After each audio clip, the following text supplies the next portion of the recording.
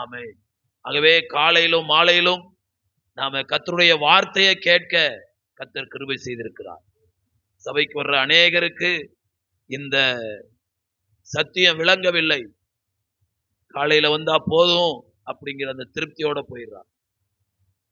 சபை கூடி வருவதை விட்டு விடாதிருங்கள் என்று வேதத்திலே வாசிக்கிறோம்.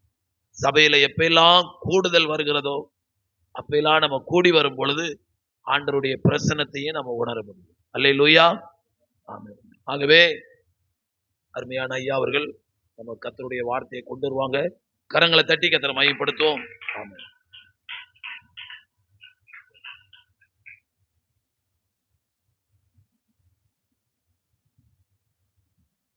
ஆண்டவராகிய இயேசு கிறிஸ்து நாமத்தினாலே உங்கள் யாவருக்கும் என் அன்பின் ஸ்தோத்திரங்கள். ஐயாவர்களுக்கும் அனைத்தையும் தாழ்மையான ஸ்தோத்திரங்கள். நான் இங்கே வருவதற்கு காரணமாயிருந்த எம்பெருமான் இயேசு கிறிஸ்துவுக்கும் விசேஷமாய் என் அன்பு சகோதரர் ஊழியர் திருமுராஜ் ஐயா அவர்களுக்கும் இந்த நேரத்திலே என்னுடைய அன்பின் ஸ்தோத்திரங்களை எடுக்கிறேன். அல்லேலூயா. அருமையான திருமுராஜ் ஐயா அவர்களை நான் சந்தித்ததே ஒரு திருமணத்தில் ஒரு 26 ஆண்டுகளுக்கு முன்னாக நான் ஒரு திருமணத்திற்காக என்னுடைய சித்தி மகளுடைய திருமணம் அதில் உட்கார்ந்துருக்கிறேன். ஒரு பக்கத்தில் வந்து உட்கார்றாங்க. எனக்கு தெரியல, சரி பேசிக்கலாம் ஒருத்தர் அறிமுகமானோம். நான் ஊழியம் செய்கிறேங்க, சொந்த ஊருக்கு ஆண்டு மகிழ்ச்சிக்கு அனுப்பியிருக்காரு. ஊத்துக்கோட்டையில் கடை வச்சிருந்தேன். இப்போ ஊருக்கு போயிட்டேன். அப்போ நானும் பெருநகருங்கிற கிராமத்தில் ஸ்கூலில் நான் வேலை செய்தப்போ அந்த உத்தரமேரூருக்கு நான் அடிக்கடி வருவேனே அப்படின்னு நாங்கள் ஒருத்தர் பேசிக்கொண்டோம். அப்போ நான் சொன்னேன், அவர் தான் முதல்ல எனக்கு சொன்னார், உங்களுக்கு நைட் ப்ரேயர் நடக்கும் உத்தரமேரூரில், நீங்கள் வருவீங்களா அப்படின்னா.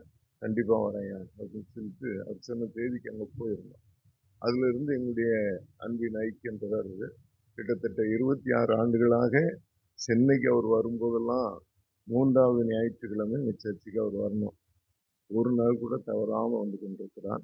அது மாத்திரமல்ல, இடையா கன்வென்ஷன் கூட்டங்கள் இதிலெல்லாம் அருமையான தேவநாசனை எடுத்து நாங்கள் பயன்படுத்தி இருக்கிறோம். அவரும் உடன்குடி மற்றும் அந்த பகுதிகளில் இருக்கிற கிராமங்களிலே என்னை அழைத்து ஊழியர்களுக்கு பயன்படுத்தி இருக்கிறார்கள். அவர்களுக்கு நான் மிகுந்த நன்றியுள்ளவனாக இருக்கிறேன்.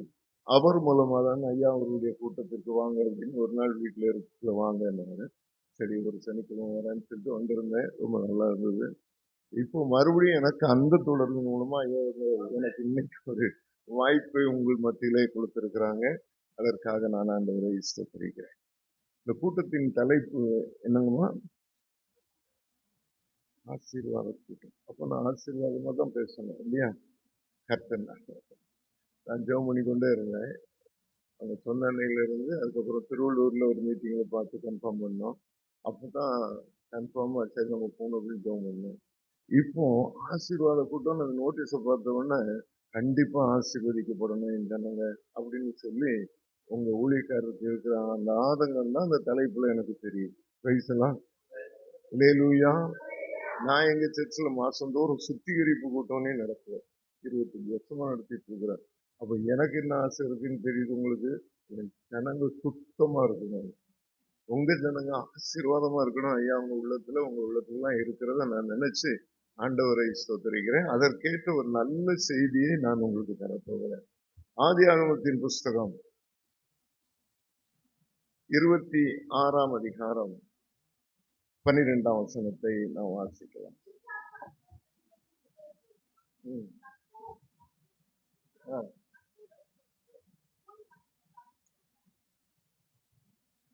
கர்த்தர் அவனை ஆசீர்வதித்ததினால். சரியா? ஈசாக்கை ஆசீர்வதித்தவர் உங்களையும் ஆசீர்வதிப்பார், என்னையும். அது எப்படி அப்படின்னு நம்ம பார்க்கலாம். சரிங்களா? ரொம்ப சிம்பிளா அனுபவத்தோட சுருக்கமா நான் உங்க மத்தியில சொல்ல ஆசைப்படுகிறேன். ஒரு நிமிஷம் கண்களை மூடி நாம் சொல்லுவோம். பரலோக பிதாவே, ஒவ்வொரு மாதமும் முதல் ஞாயிற்றுக்கிழமையிலே நடைபெறுகிற இந்த ஆசீர்வாத கூட்டத்திற்காக நாங்கள் உண்மை ஸ்தோத்திரிக்கிறோம். இஸ்ரவேலை ஆசீர்வதிப்பதே உமக்கு தெரியும்.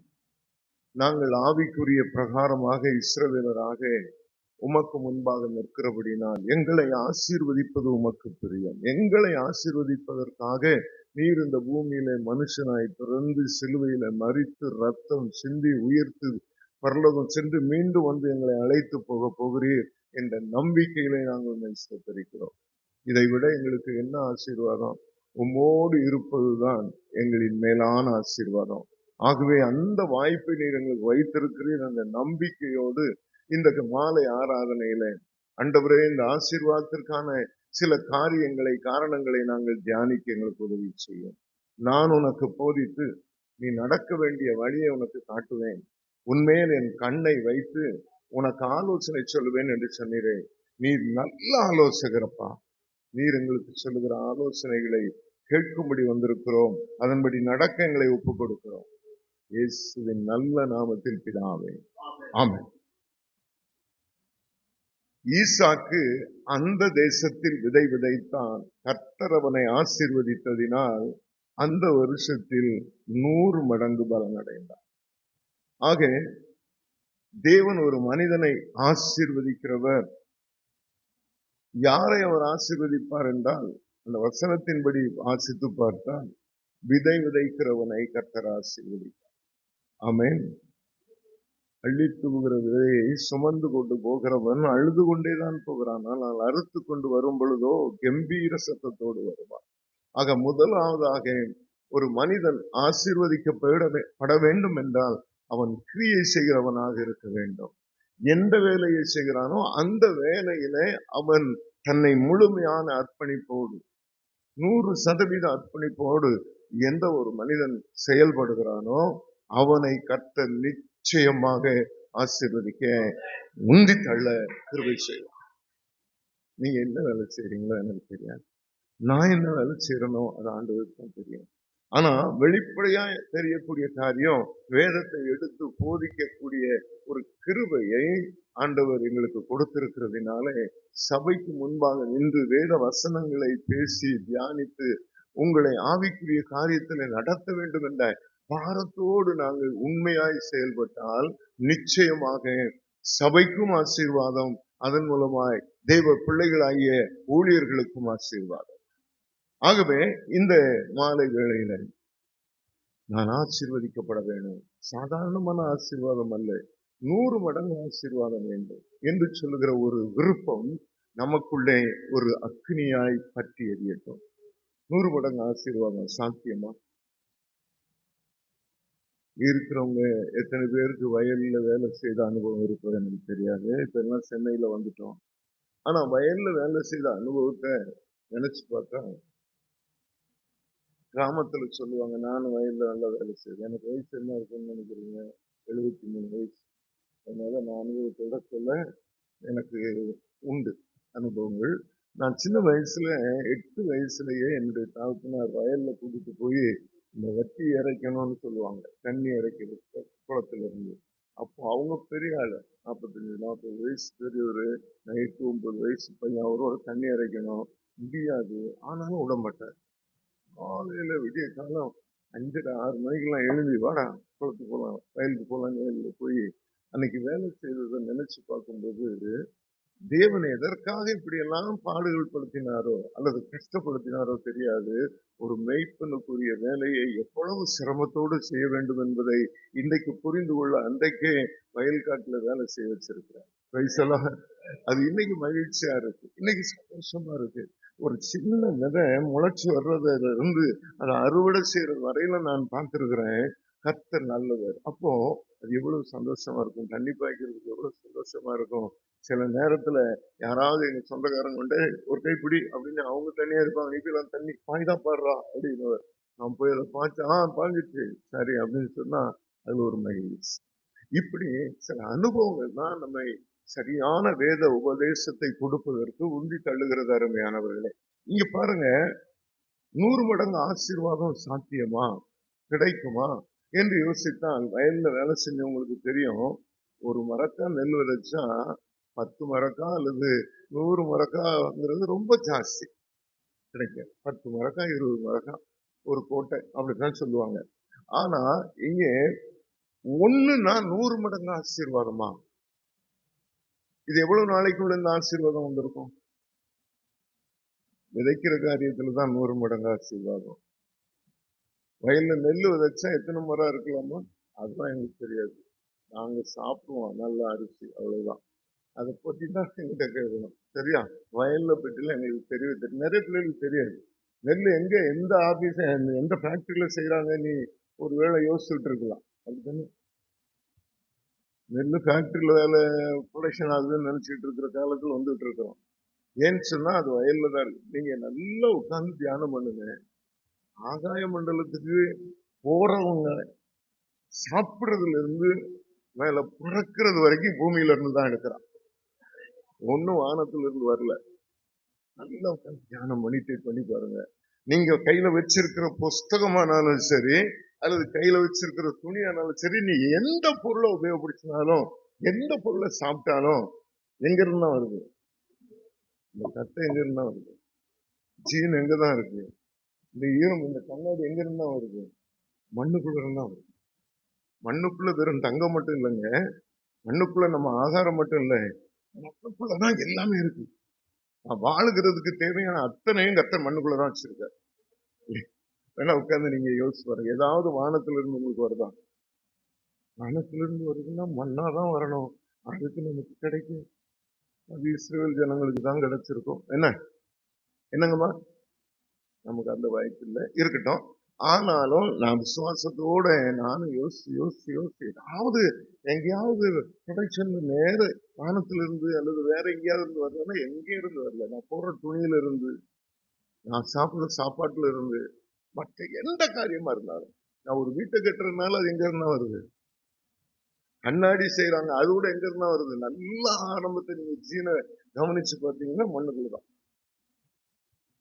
ஆக இந்த விதை, மண்ணிலே விதைக்கப்பட்ட விதை எவ்வளவு நாளுக்குள்ள அதுக்கு பலன் கிடைச்சிருக்கும்?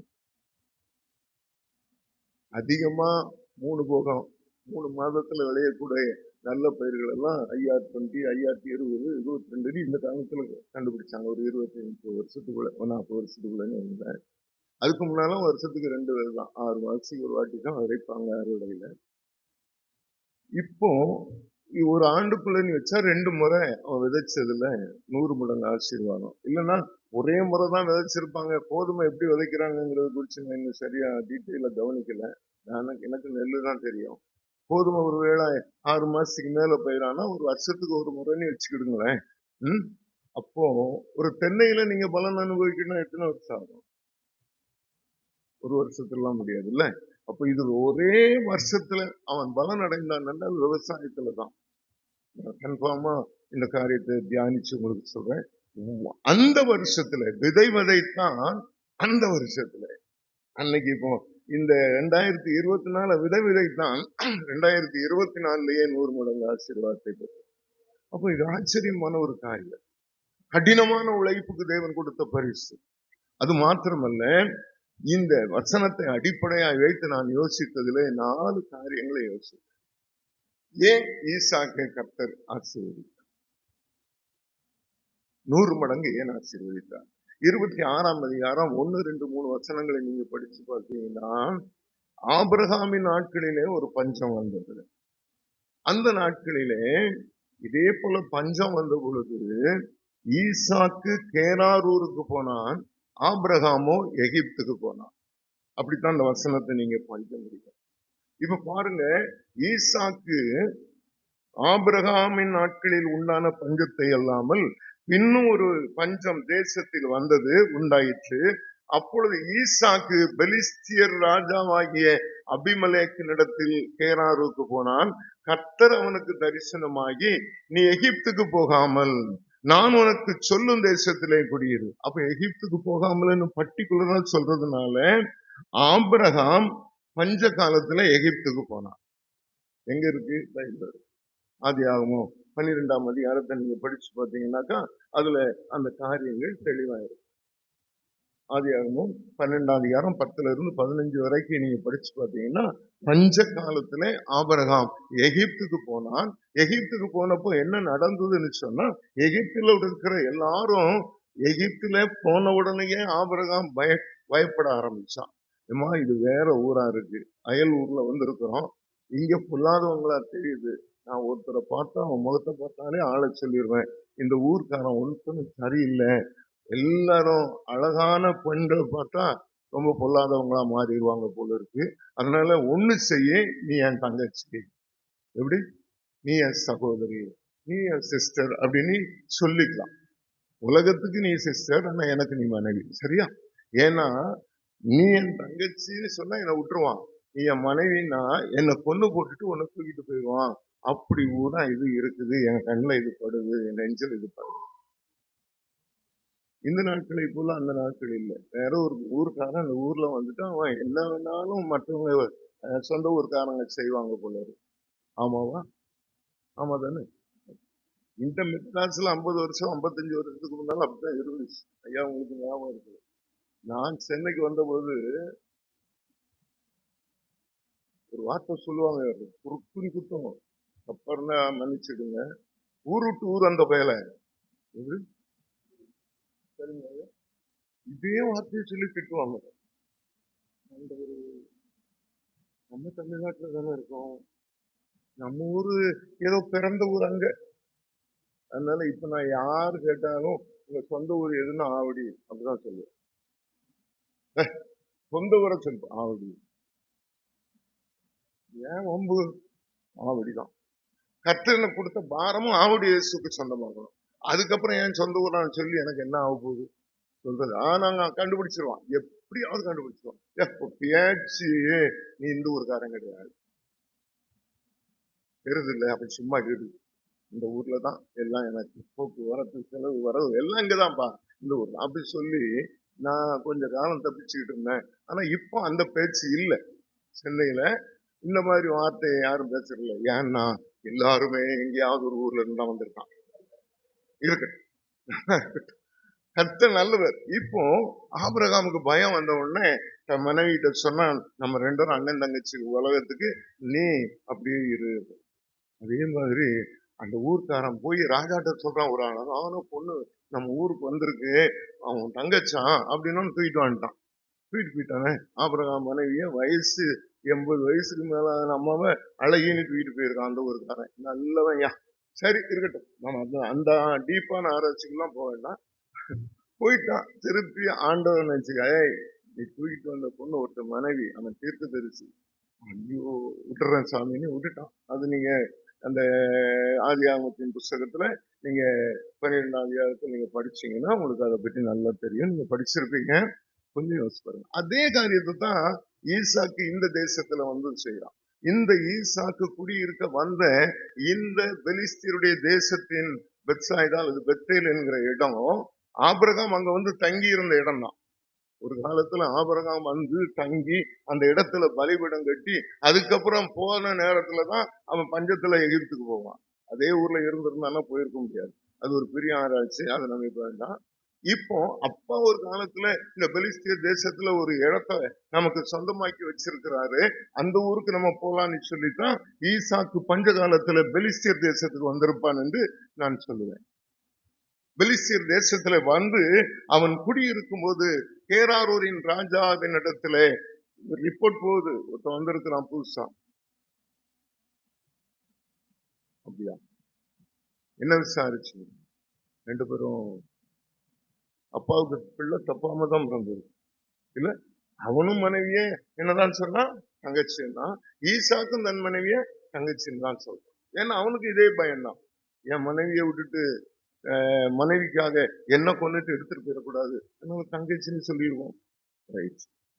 இந்த ராஜாவுக்கு ரிப்போர்ட் போகுது, பாபிலோன் ராஜா ஆபிரகாமின் மனைவியாகிய சாராளை தூக்கிட்டு போயிட்டான், ஈசாக்கின் மனைவியாகிய ரெபேக்கால பெலிஸ்தியர் தேசத்து ராஜா தூக்கிட்டு போகல. இந்த பெலிஸ்தியர் தேசத்தினுடைய விசேஷம் என்ன? ஆபிரகாம் அல்ல, ஈசாக்கு 100 மடங்கு ஆசீர்வாதத்தை பெறுவதற்கு முதலாவது காரணம், தேவன் சொன்ன அந்த இடத்திலே குடியிருந்தான். பெலிஸ்தியர் தேசத்துல உள்ள அந்த இடத்துல அவன் குடியிருந்தாலும் அந்த இடத்தை தங்களுக்கு சொந்தமாக்குறது தகப்பன் தான். ஆனால் போய் அநேக வருடங்கள் ஆயிடுச்சு அந்த இடத்தை விட்டு போயிட்டு, திருப்பி இவன் குழந்தையா இருந்து இப்ப பெரிய ஆளா இங்க வாரான். அப்பவும் அது யாருடைய இடமா தான் இருக்கு? ஆபிரகாமுடைய இடமா தான்.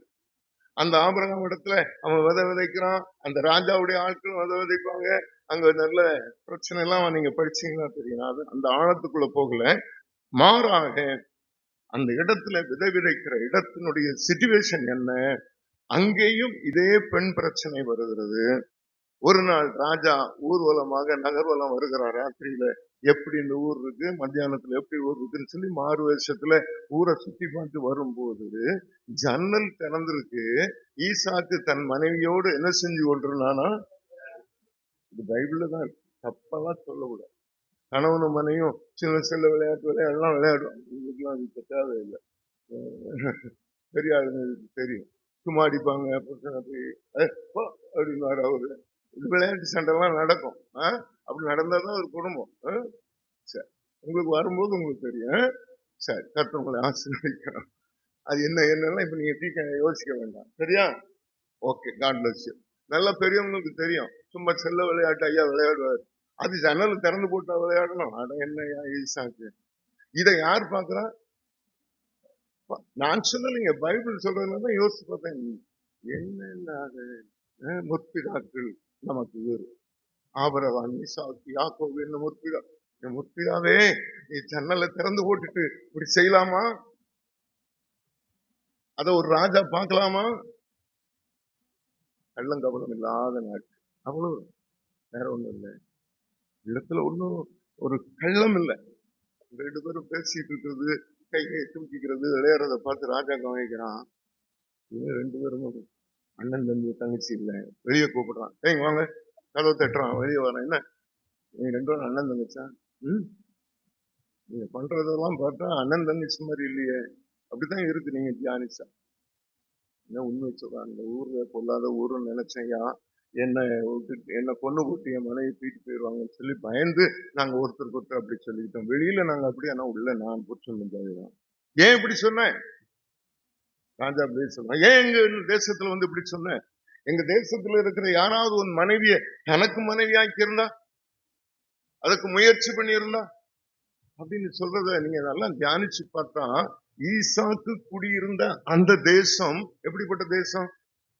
கொஞ்சம் கூட மாம்ச சிந்தை இல்லாத ஒரு தேசம். யோசிச்சு பாருங்க. அவன் சொல்றான், ராஜா உன் மனைவிய எங்க ஊருக்காரன் யாராவது தனக்கு மனைவி ஆக்கணும்னு நினைச்சிருந்தா அப்படின்னா, இது எல்லா உலகத்திலையும் நடக்கிற காரியம். ஒரு பெண் இருந்துச்சுன்னா 10 வீட்டுல இருந்து மாப்பிள்ளை கேட்டு வருவாங்க. அப்படி கேட்டு வரலன்னு பொண்ணுக்கு மரியாதையே இல்லை. புரியுதா உங்களுக்கு? பெண்களுக்கு புரியாத மாதிரி இருப்பீங்க. இருக்கு, வீட்டுல என் பொண்ணு எத்தனை பேர் கேட்டு போயிருக்காங்க, அது ஒரு பெருமை. சில நேரத்துல அதே வேதனை, இத்தனை பேர் கேட்டு போறாங்க, ஒருத்தங்க கூட கட்ட மாட்டேன்றான், அது வேற விஷயம். இல்லைங்களா? நான் பொய் சொல்லலைங்க, எனக்கு 17 இடத்துல பொண்ணு பார்த்தாங்க. எத்தனை இடம்? நல்ல அரசாங்கத்துல வேலை, நல்ல மெஜஸ்டி சம்பளம் எல்லாம் இருக்கு. 17 இடத்துலயும் வேண்டான்றேன். பார்க்கும்போது நல்லா தான் பேசுறான், நல்லா சோறெல்லாம் தின்னுடுறேன், டிஃபன் காபி பஜ்ஜி சொஜ்ஜி என்னெல்லாமோ சாப்பிட்டு எல்லாத்தையும் எங்க அப்பா என்ன சொல்றாரோ தான். நான் ஒண்ணுமே பேச மாட்டேன், போய் பேசாம நிக்கணும்.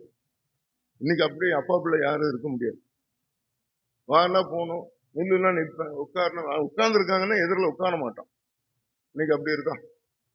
எங்க அப்பா உட்கார்ந்து இருக்கிறாங்க சேர்லன்னா நாங்க உட்கார மாட்டேன். அவங்க கட்டில உள்ள படுத்திருக்காங்கன்னா அந்த பக்கமே எட்டி பார்க்க கூடாது. அப்படி ஒரு பழக்கம் எங்க வாழ்க்கையில இருந்துச்சு. இப்ப எப்படி இருக்கோ எனக்கு தெரியல. அப்போ அப்படிப்பட்ட காலகட்டத்துல நீங்க நல்லா கவனிச்சு பாருங்க, இப்படி ஒரு சிச்சுவேஷன்ல நம்ம இருக்கிறோம். கர்த்தருடைய நாமத்துக்கு மகிமை உண்டாகட்டும். இந்த ஈசாக்கு அவனுடைய மனைவியோடு பேசி கொண்டிருந்ததை பார்த்து அந்த ராஜா ஏன் இப்படி செய்தான்? அதாவது அதனுடைய சாராம்சம் என்ன? என்னுடைய தேசத்தினுடைய கலாச்சாரத்தை, என்னுடைய தேசத்தினுடைய மாம்ச சிந்தையின் காரியங்களை நீ தப்பா இட போட்டியா? என் ஊர்ல இருக்கிறவன் உன் மனைவியை தூக்கிட்டு போயிடுவான்னு சொல்லி நினைச்சிருக்கிறிய, எவ்வளவு பெரிய தப்பு. நாங்க அப்படி ஆள் கிடையாதுங்கிறத அந்த பெலிஸ்திய தேசத்து கேராரூரின் ராஜாவின் செயல்பாடு நமக்கு நல்ல வெளிப்படுத்துகிறது. அந்த தேசத்துல குடியிருந்தா ஏன் 100 மடங்கு ஆசீர்வாதம் மாறாது? மாம்ச சிந்தை மரணம், ஆவியின் சிந்தையோ ஜீவனும் சமம். மாம்சத்தின் வெளிப்பாடுகள் வெளியரங்கமாயிருக்கிறது, அவை ஆவன அப்படின்னு சொல்லி உங்களுக்கு தெரியும். அந்த மாதிரி என்னுடைய வாழ்க்கையில உங்க வாழ்க்கையில எப்படிப்பட்ட மாம்ச சிந்தை வெளிப்பட்டாலும் நாம் ஆவிக்குரியவர்கள் அல்ல. மாம்சத்தின் சிந்தையை சிலுவையிலே நான் என்ன செய்திருக்கிறேன் என்று பவுல் சொல்லுகிறார், அறைந்திருக்கிறேன். அப்போ அப்படிப்பட்ட சிந்தையோடு ஒரு மனிதன் இந்த பூமியிலே செயல்படுவானால் அவனுக்கு 100 மடங்கு ஆசீர்வாதம். நான் இந்த தேசத்தை குறித்து நினைக்கிறேன். அந்த தேசம் மாம்ச சிந்தை இல்லாத ஒரு பெலிஸ்தியர் தேசம்.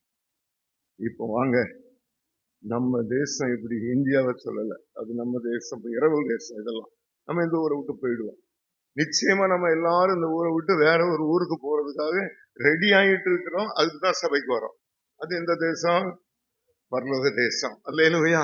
அதான் நம்ம நிரந்தரமான தேசம். அந்த தேசத்துல இம்மி அளவேனும் கூட மாம்ச சிந்தை இல்லை. அந்த மாம்ச சிந்தை இல்லாத ஒரு உணர்வோடு இந்த பூமியில வாழுகிற ஒவ்வொருவருக்கும் கர்த்தர் 100 மடங்கு ஆசீர்வாதத்தை தருவார். ஈசாக்கு 100 மடங்கு ஆசீர்வாதத்தை பெறுகிறதற்கு காரணம் அவன் அந்த தேசத்திலே குடியிருந்தான். அந்த தேசத்தினுடைய மேன்மை இன்னொன்னு கேட்டாக்கா, தேவன் ஈசாக்கு தரிசனமாகி அப்படின்னு இருக்கும். இருக்கா? எந்த வசனமா? 26. சரி படிங்க.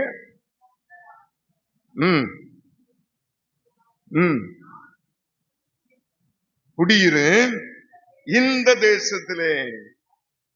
தேவன் சொன்ன தேசம், கர்த்தர் சொன்ன தேசம், ஆண்டவர் சொன்ன இடத்துல நீங்களும் நானும் குடியிருப்போம் என்று சொன்னா நிச்சயமா 100 மடங்கு ஆசீர்வாதத்தை தருவோம். கர்த்தர் சொல்லணும், இல்ல இடத்தை காலி பண்ணு அப்படின்னு கர்த்தர் சொல்லி இருந்தா அதை நீங்க கீழ்ப்படியணும். சரிங்களா? அதுதான் உங்க வாழ்க்கையில 100 மடங்கு ஆசீர்வாதத்தின் முதல் படி. அந்த தேசத்துல குடியிருக்கணும். கர்த்தர் சொன்னா அந்த இடத்துல இருக்கணும்.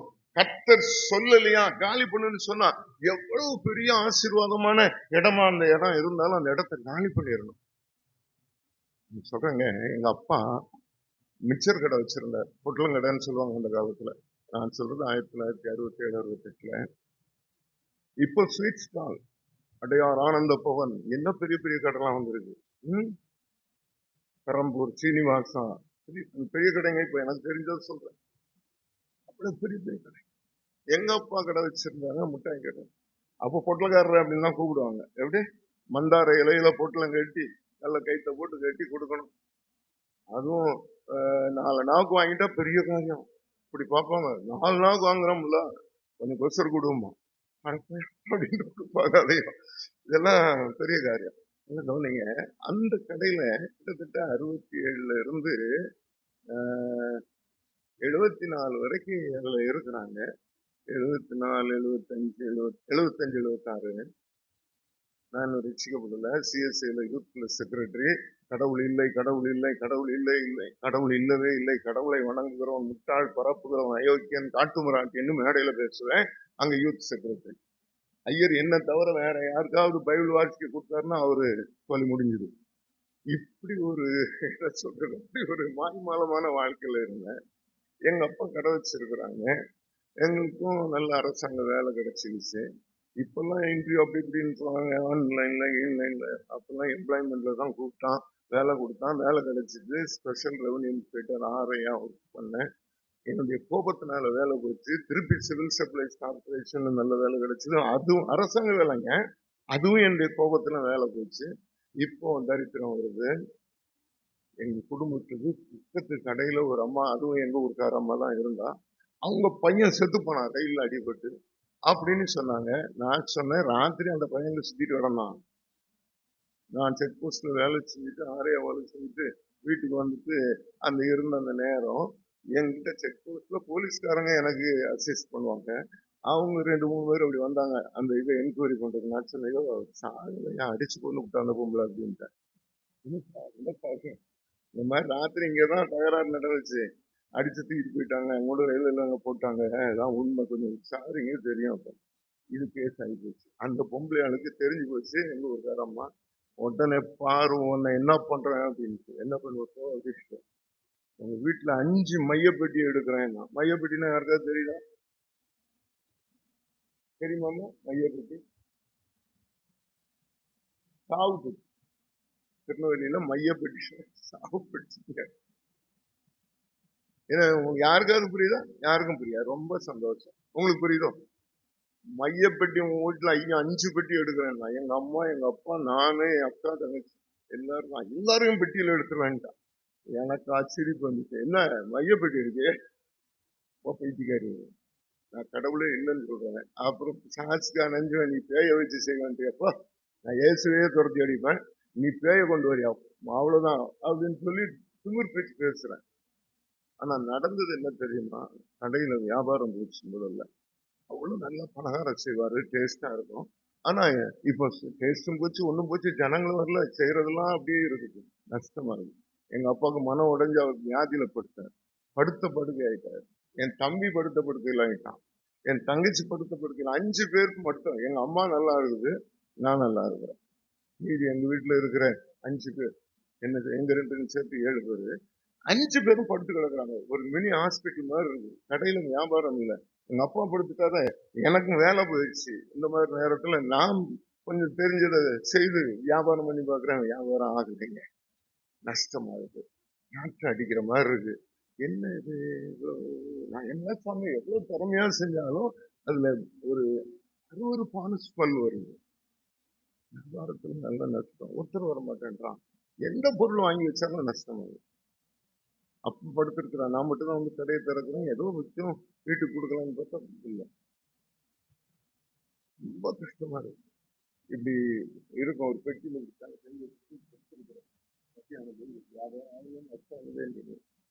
ஒரு தட்டு சக்தி எனக்கு தெரியுது. நான் எழுந்து இப்படி தலை திறந்து பார்க்கிறேன், ஒரு வயசான வெள்ள தாடி, வெள்ள சிப்பா போட்டு நினைக்கிறார். என்ன பண்ண, உன் ஜீவன் தப்பணும்னு அந்த இடத்த விட்டு ஓடு. அதே பாக்குறாங்க, ஜீவன் தப்புன்னா ஓடணும். தயவுசெய்து போயிடுங்க, புரியுறேன், ஏதாவது கோவம் வரப்போகுது, போயிடுங்க அப்படின்னு. நான் திரும்பி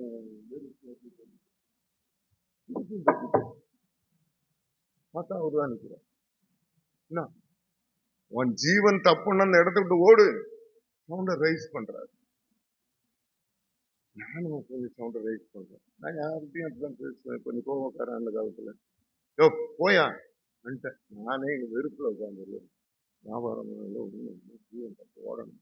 நீ போறியா இல்லையா, இப்போ மரியாதை கட்டு போய், வேற அணியா கெட்ட வார்த்தைலாம் ஒன்றும் பேசல, போயிடும். ஏன்னா அந்த அளவுக்கு அந்த முகத்துல ஒரு தெய்வீகம், ஒரு அவரை பார்த்துட்டே இருக்குன்னு ஒரு அழகா இருக்கு. போயிடுயா, போயா பேசாம. நானே எரிச்சல்ல உட்காந்து கொஞ்சம் திருப்பி 3வது விட ரொம்ப வேகமா பேசுறாரு. அதுதான் நிப்பான்னு சொல்லிட்டு எனக்கும் கோவத்துல எழும்பும். என்னையா அது, உன் ஜீவன் தப்புன்னா ஓடு, இந்த பார் மரியாதை கட்டு போயிடுவார், போறியா இல்லையா பண்ணு. நானும் அட்டி பெரிய மனுஷன் பார்க்க மாட்டான், கோவத்துல பேசுறேன். பேசிட்டு போயிடுயா, ஏயா ஏதோ பண்ண போறேன் கோவத்துல, போ. திருப்பி திருப்பி தட்டுட்டே திருப்பி தட்டு வாங்கி பார்த்தா தட்டுலையே. அப்படி பாக்குறேன், ரோடு காலியா இருக்கு, இப்ப மாதிரி டிராபிக் எல்லாம் கிடையாது. அங்க இங்கேயும் பாக்குறேன் ஒருத்தரும் இல்லை. வெளியே ஓடி வரேன், ரோட்ல ஒரு எல்லாம் ஓலக்கட்டு போட்ட கடை தான். இப்ப எல்லாம் பெரிய பக்கா பில்டிங்ல இருக்கு எங்க ஆவடியில வந்து பாத்தீங்கன்னா. அப்போ பாக்குறேன் இல்ல, பக்கத்துல ஒரு சந்து போகுது, அங்க போயிருப்பாங்க, அங்க பாக்குறேன் அங்கேயும் காலியா கிடக்குது. எங்க 4 போயிருப்பான். எனக்கு உள்ளத்துக்குள்ள ஒரு பயம் வந்து, என்ன ஜீவன் தப்பா, ஜீவன் தான் உயிர், வயது தெரியாது. உன் ஜீவன் தப்புன்னு அந்த இடத்த விட்டு ஓடுன்னு யார் சொன்னது? ஆதியாகமத்துல இருக்க படிச்சுருங்க, நான் சொல்லி தரேன். கொஞ்சம் தெரிஞ்சுக்கிட்டு இருக்கிறீங்க, நல்லாதான் இருக்கு உங்க பைபிள் ஸ்டடி, சூப்பர். உன் ஜீவன் தப்புன்னா ஓடுனா லோத்து மனைவியை பார்த்து தேவதூதர்கள் சொன்னது, கையை பிடிச்சு இழுத்து விட்டுருவாங்க, அது நமக்கு தெரியும். இது எனக்கு தெரியாது. நான் பயந்துட்டேன், என்ன இது ஜீவன் தப்புனா உயிர் தப்பு ஓடணுமா. வேகமா கடையை அடைச்சேன், போட்டுட்டு வேற வீட்டுக்கு போனேன். எங்க அப்பா போய் அந்த ஒண்ணு இல்லப்பா அப்படின்னு சொல்லிட்டு எங்க அம்மாட்ட போனேன். என்னன்னா ஒரு கிழமை வந்தான், அந்த மாதிரி ஜீவன் தப்பு ஓடவும் எனக்கு பயமாயி போச்சு, வந்துட்டேன். ஏன் அது பைபிள்ல இருக்குடா, பைபிள்ல இருக்கா என்னது அப்படின்னு அப்பதான் மெதுவா கேட்டேன். அது லோத்துடைய மனைவியை பார்த்து தேவதூதர் சொன்னது, இனிமே நீ கடையை திறக்காத ஐயா. எங்க அம்மா அது ஒண்ணுதான் நல்லா இருக்கு, அது ஒண்ணுதான் ஜெபம் பண்ணிட்டு இருக்கு. நான் அதை பார்த்து திட்டுவேன், எப்ப பார்த்தாலும் ஜபான் ஜபான் வீட்டை மண்ணாங்கட்டி ஆகிட்டேன் அப்படின்னு திட்டுவேன். ஓஹோ இப்படி ஒண்ணு இருக்கும், சரி நான் இன்னும் கடை திறக்கல, கடைய முடியாது. இப்படி இருந்த காலத்துல அதுக்கப்புறம் ஆண்டவர் ஒரு தேவ பிள்ளைகளை ஜபிக்கிற பிள்ளைகளை அனுப்பிச்சு எங்க அப்பா அன்னைக்கே சுகமானார். அது அற்புதமான காரியம். அப்போ நான் ரட்சிக்கப்படல, இயேசு ஏற்றுக்கொள்ளலைங்க. இந்த தேசத்துல குடியிரு என்று சொன்ன பொழுது இருந்த ஆசீர்வாதம் இருந்து அதுல இருக்கணும்னு சொன்னாங்க. நீ தப்புன்னு போயிடுன்னு ஆண்டு சொன்னா போயிடணும். அப்படிப்பட்ட ஒரு சூழ்நிலையில கர்த்தர் என்னை சாட்சி வச்சிருக்கிறார். அந்த இடத்த காலி பண்ண இன்னைக்கு நீங்க பாத்தீங்கன்னா அதை நிந்தோன்னு சொல்லுவாங்க. இந்த இடத்த நான் காலி பண்ணி போறேன், நீ வேணா வந்து அந்த வீட்டுக்காரர்கிட்ட அல்லது அந்த இடத்துக்காரர்கிட்ட நான் பேசுறேன், ஆனா எனக்கு ஒரு 50,000 கொடு, நிந்தமா நான் காலி பண்ண எனக்கு கொடு அப்படின்னு சொல்லி வாங்கி அந்த இடத்த இன்னொரு ஆளுக்கு மாற்றி வாடகைக்கு விட்டுட்டு போனா கூட அவ்வளவு பணம் கொடுப்போம். அவ்வளவு மெயின் இடத்துல ராமரத்னா தேட்டர் இருக்கு, அதுக்கு நேர் எதிரில் எங்க கிடையாது. அன்னைக்கு ஓடனவங்க இது நடந்தது. கர்த்தருக்கு ஸ்தோத்திரம். 74 அதுக்கப்புறமும் திருப்பியும் ஆண்டோடைய கிருபையினால பாதுகாக்கப்பட்ட அந்த சாட்சி இன்னொரு நாளைக்கு சொல்றேன். இப்ப நம்ம காரியத்துக்கு வந்துருவோம். நீ சொன்ன இடத்துல இரு, கர்த்தர் சொன்ன இடத்துல இரு. அந்த இடத்துல தேவனுடைய தரிசனம் கிடைக்கும். தேவனை தரிசிக்கிற இடத்துல கர்த்தர் உனக்கு 100 மடங்கு ஆசீர்வாதத்தை தருவார். அல்லேலூயா. தரிசனம் இல்லாத இடத்துல ஜனங்கள் என்ன செய்வாங்க? சீர்கட்டு போவாங்க. தீர்க்க தரிசனம் இல்லாத இடத்துல ஜனங்கள் தரிசனம் குறித்த நாளுக்கு என்று வைக்கப்பட்டிருக்கிறது. அது பொய் சொல்லாது. அது தாமதித்தாலும் கர்த்தருடைய தரிசனம் கிடைக்கிற எந்த இடத்துல நீ தேவனை ஆராதிக்க அல்லது தேவனை தொழுது கொள்ள நீ குடும்பம் நடத்த உன்னை ஒப்பு கொடுத்திருந்தா கர்த்தர் உன்னை 100 மடங்கு ஆசீர்வதிப்பார். ஈசாக்கு ஆசீர்வதிக்கப்பட்டதுக்கு காரணம் கர்த்தர் சொன்ன இடத்திலே அவன் குடியிருந்தான். ஆனபடினாலே கர்த்தர் அவனுக்கு தரிசனமாகி இந்த இடத்துல இரு என்று சொன்னார். அந்த இடத்துல இருந்தான். அந்த இடத்துல 100 மடங்கு ஆசீர்வாதத்தை கர்த்தர் அவனுக்கு கொடுத்தார். அல்லேலூயா. இரண்டாவதாக இந்த ஈசாக்கு எப்படிப்பட்டவன் என்றால், ஆதியாகமத்தின் புத்தகம் 22ஆம் அதிகாரத்தை நீங்க திருப்பிக் கொள்ளுங்க. அங்க 13ஆம் வசனத்தை நீங்கள் படித்து பார்ப்பீர்கள் என்று சொன்னால் படிங்க பார்க்கலாம். ஆபிரகாம் தன் கண்களை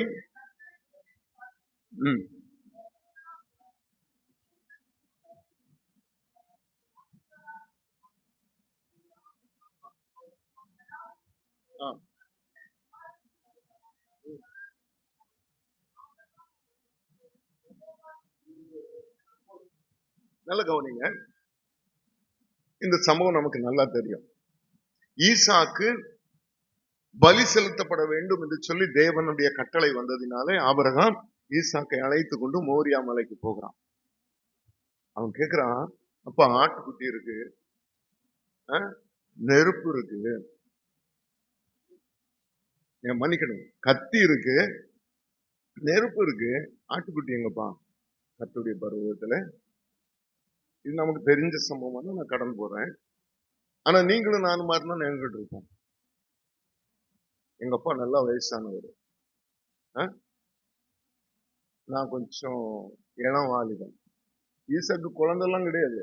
10 வயசு 8 வயசு குழந்தைய கூட்டிட்டு போய் பலி செலுத்தணும்னு நினைச்சிடக்கூடாது. நல்லா தியானிச்சு பார்த்தா அவருக்கு எப்படியும் 20 23 வயசு இருந்தாங்க. நல்ல இளம் வாலிபன், 23க்கு மேலதான் இருக்கணும். அந்த வயசுல கத்தி தூக்கிட்டு போகணும், கட்டை தூக்கிட்டு போகணும், நெருப்பு தூக்கிட்டு போகணும்.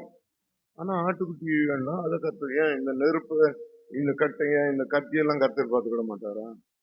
கேட்போமா? கேட்க மாட்டோம். நான் கேட்பேங்க. நீங்களாம் நல்ல பிள்ளைங்க, நான் கெட்ட பிள்ளை. எங்க அப்பா வரனா கேட்பேன், ஏன் இப்படி பண்றீங்க? ஆட்டுக்குட்டியை முதல்ல பிடிச்சுவாங்க, அதுக்கப்புறம் மற்றதெல்லாம் என்னப்பா நீங்க அப்படின்னு சொல்லுவான். ஆனா ஈசாக்கு ஒண்ணுமே கேட்கல. கடைசி வரைக்கும் ஒண்ணும் கேட்காம போய் கடைசியில மோரியா மலையில பலிபடத்தை கட்டி நீதாண்டா பலியை செலுத்தப்பட வேண்டிய ஆளுன்னு ஒண்ணுமே சொல்லல. வயசானவர் பிடிச்சு தள்ளி போட்டு ஓடி இருக்கலாம், அது கூட செய்யல. அதுக்கு தன்னை ஒப்பு கொடுத்து அந்த பலிபடத்துல கிடக்குறான். ஆபிரகாம் கத்தி எடுத்து வெட்ட ஓங்கிட்டாரு. இப்போதான் சத்தம் வருது, நீ இப்போது கர்த்தருக்கு பயப்படுகிறவன் என்று அறிந்து கொண்டேன் அப்படின்னு. உடனே ஆபிரகாம், தேங்க்யூ ஜீசஸ், நான் போயிட்டு வரேன் ஓடி வரல. அங்க இருந்து கண்களை ஏறிட்டு வருது. ஆண்டவரை பார்த்து நன்றி சொல்லிக்கிறான். இப்போ அவன் பார்வையில மலை உச்சில ஒரு ஆட்டுக்கடா கிடக்கு. என்ன கடா? ஆட்டுக்கடா கிடக்கு. அதை போய் பிடிச்சிட்டு வரான். அது எப்படி சிக்கி கிடக்குது? கொம்பு புதர்ல சிக்கி கிடக்கு. எத்தனை பேர் கறி சாப்பிடுவீங்க? எல்லாம் பிராய்லர் தான் இப்போ. ஒன்னும் ஆட்டுக்கறி தான் கிடையாது இல்ல. நீங்க ஞாயிற்றுக்கிழமை தானே எங்க வீட்டுல கறி ஆட்டுக்கறி சாப்பிட்டோன்னு சொல்றவங்க மட்டும் தைரியமா கை வைத்து அல்லையா சொல்லுங்க பார்ப்போம். ஓ, சர்ச்சில் ஆட்டுக்கறி போட்டாங்களோ? அதானே கேட்டேன். எங்க பார்த்தாலும் சிக்கன் தான், பிராய்லர். ரொம்ப ரேரா ஆட்டுக்கடா கறின்னா ரொம்ப ரேர். ஆனா எங்க வாழ்க்கையில எல்லாம் எங்களுக்கு எல்லாம் கறின்னு சொன்னா கிறிஸ்துமஸுக்கு கறி, நியூ இயருக்கு கறி, ஈஸ்டருக்கு கறி, கிராமத்துல ஆட்டுக்கறி. மற்றபடி எல்லாமே கோழி தான். என்ன எங்க வீட்டுல யாராவது சொந்தக்காரன் வந்தாங்கன்னா வந்துருக்காங்க சீக்கிரம் சாப்பாடு செய்யணும், அதுக்குள்ள உள்ள ஒரு கோழி நிற்கும், கழுத்து அறுத்து கோழி குழம்பு வச்சிருவாங்க பாட்டிமார். அப்படித்தான் பார்த்துருக்கோம். ஆட்டுக்கறி எல்லாம் ரொம்ப ரேர். அத பண்டிகைக்கு மட்டும்தான் அந்த கடையே இருக்கும். இப்பதான் எங்க பார்த்தாலும் கறிக்கடை இருக்கு. இருக்கட்டும், நல்ல கவனிங்க. இதுல என்ன விசேஷம்னா கொஞ்சம் தியானிச்சு பாத்தீங்கன்னா தம்பி மாதிரிலாம் யோசிச்சு பாருங்க. அந்த ஆடு ஐயா மாதிரிலாம் யோசிச்சு பாருங்க தயவுசெய்து. எதுல சிக்கி கிடக்குதுங்க? கொம்பு புதர்ல சிக்கி இருக்கு. அப்ப அது என்ன ஆடு? வரையாடு. சூப்பர். நம்ம பார்த்தே இருக்க மாட்டோம் வரையாட்ட. நம்ம ஊர் ஆட்டுல 2 வகை இருக்கு. ஒண்ணு செம்மறி ஆடு, ஒண்ணு வெள்ளாடு. வெள்ளாடு இவ்வளோண்டு கொம்பு தான் இருக்கும். யாரோ சொல்லிட்டாங்க கரெக்டா. செம்மறி ஆடு தான், அது வேற வழியே இல்லை. ஏன்னா அதுதான் சுருள கொம்பா இருக்கும். இப்ப ஒண்ணு தெரியுமா, செம்மறி ஆடு என்ன செய்யாது? சொல்ல மாட்டேன்றீங்களே. தனியா போகாது, கூட்டம் கூட்டமா போற செம்மறி ஆடு. சாஞ்சா சாயிர பக்கம் சாயிர செம்மறி ஆடு, அப்படித்தானே பழமொழி. வேலி தாண்டுற வெள்ளாடு அது ஒழுதான் இருக்கும், எங்கேயும் சிக்காது, ஓடிடும். ஆனா வேலியிலயோ அல்லது அந்த புல்லுலையோ அல்லது அந்த முள்ளுலையோ அல்லது வேற ஏதோ சிக்கல்ல கொம்பு மாற்றுறது நிச்சயமா செம்மறி ஆடுதான். இப்ப இந்த செம்மறி ஆட்டினாலே இவன் மீட்கப்பட்டதினால் 100 மடங்கு ஆசீர்வாதம் நான் சொல்றேன். எப்படி? இவன் பலி செலுத்தப்பட வேண்டிய இடத்துல ஒரு ஆடு பலியாகி அந்த ரத்தத்தை கர்த்தருக்கு ஆபிரகாம் மனப்பூர்வமா கொடுத்ததுனால நான் விசுவாசிக்கிறேன், என் பிள்ளைக்கு பதிலா இந்த ஆடு பலி செலுத்தி இருக்கிறேன், கர்த்தர் அதை ஏற்றுக்கொள்ளுவான். நிச்சயமா ஏற்றுக்கொண்டு ஈசாக்கு 100 மடங்கு கொடுத்தார். நான் நம்புறேன். உங்களுக்கு 100 மடங்கு ஆசீர்வாதம் உண்டா? உண்டு. எப்படி? ஈசாக்குக்காக ஒரு செம்மறியாடு பலியாச்சு, கொம்பு புதர்ல சிக்கிச்சு. எனக்காக ஒரு ஆட்டுக்குட்டி. என்ன ஆட்டுக்குட்டி அது? ஜீவனுள்ள தேவ ஆட்டுக்குட்டி. பரலோகத்திலிருந்து தனியா வந்துருச்சுங்க. கோடா கோடி தூதர்கள் மத்தியில, எப்போதும் துதி ஸ்தோத்திரங்களுக்கு மத்தியில இருந்த ஆண்டவர் தன்னந்தனியராய் வந்தார். வரவே முடியாது. கோடிக்கணக்கான தூதர்கள் மத்தியில இருக்கிறவர் தனியாக இறங்கி வந்து மலை உச்சியில, கொல்கதா மலையிலே ஏறி சிலுவை என்கிற புதரிலே சிக்கி கிடக்கிறார். அந்த சிலுவையின் மரணத்தினாலே மீட்கப்பட்ட நீங்களும் நானும் 100 மடங்கு ஆசீர்வாதத்துக்கு சொந்தக்காரன். அல்லேலூயா. நிச்சயமா கர்த்தர் உங்களுக்கு 100 மடங்கு ஆசீர்வாதம் வைத்திருக்கார். மூன்றாவதாக இன்னும் நீங்க வாசி பார்த்தீங்கன்னா 24ஆம் அதிகாரம், ஆதியாகமம் 24ஆம் அதிகாரம் 62, 63 வசனங்களை வாசிக்கும் பொழுது, ஈசாக்கு அப்படிங்கம்மா பெண் தேசத்தில் குடியிருந்தான்.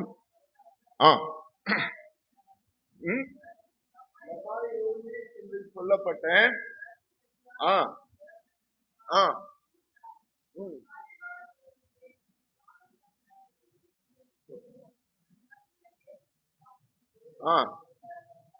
ஆமென். ஈசாக்கு தியானம் பண்ணுகிறவன். ஈசாக்கு தியானம் பண்ணுகிறவன். நல்லா கவனிக்கணும், மெடிடேஷன். முதல்ல ஈசாக்கு கர்த்தர் சொன்ன தேசத்துல குடியிருந்தான். 2வது ஈசாக்கு என்ன சொன்ன? மீட்கப்பட்டவன். ஒரு ஆட்டுக்கடாவினால மீட்கப்பட்டவன் ஆனபடினால 100 மடங்கு ஆசீர்வாதம்.